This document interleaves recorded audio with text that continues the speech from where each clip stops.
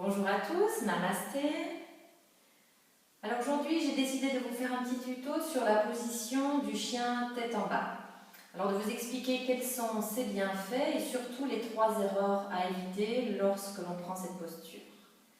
Alors quels sont ces bienfaits? Eh bien, on va détendre et tonifier tous les muscles de notre dos. On va ouvrir notre poitrine, on va détendre les muscles avant de notre poitrine. On va agir également au niveau de nos hanches, de notre bassin. On va travailler au niveau de nos poignets, de nos chevilles, de l'arrière de nos jambes.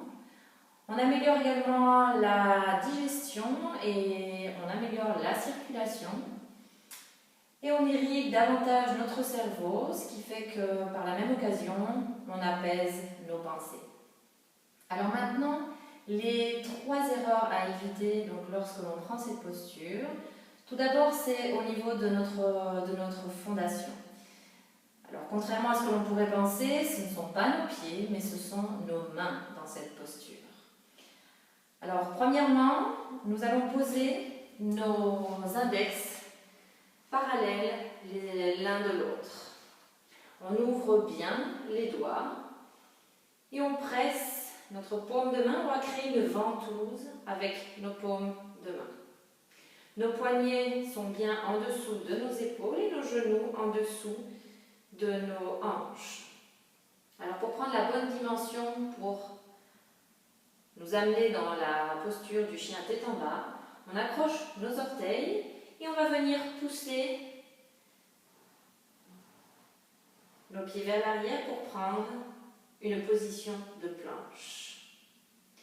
Et ensuite, on pousse nos hanches vers le ciel et on ramène nos pieds distancés de la largeur de nos hanches. Mais la priorité ne sont pas nos pieds. Donc, pour bien vous expliquer, je vais garder mes genoux pliés. Et vous remarquez que mes mains sont dans l'alignement de mes épaules. Mes mains sont bien à plat, mes index parallèles. J'imagine écraser mes avant-bras l'un vers l'autre. Et mes épaules sont orientées en rotation externe. Je relâche bien ma nuque, bien mes épaules. J'allonge bien ma colonne vertébrale. Mon sacrum est dirigé vers le plafond.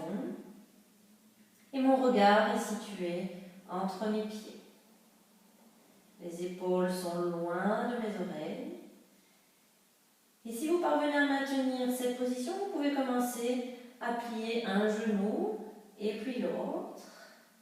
Et tout doucement, essayez de venir tendre vos jambes tout en gardant votre dos bien plat et bien allongé. Donc je répète les 3 erreurs à éviter. Au niveau de notre fondation, au niveau de nos mains, donc nos index sont parallèles, les doigts bien ouverts, et on va mettre notre attention sur notre pouce et nos index, car lorsque notre corps va vouloir compenser, eh bien c'est cette partie-là de nos mains qui va se soulever. Ensuite, on tend bien les bras, les avant-bras sont serrés l'un vers l'autre, et on réalise une rotation externe de nos épaules vers l'extérieur. Nos jambes n'ont pas trop d'importance. Le but est de bien allonger notre colonne. J'espère que ce petit tuto vous sera utile lorsque vous prendrez cette posture lors de vos cours de yoga.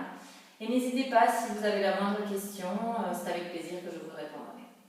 Je vous souhaite une bonne journée. Namasté.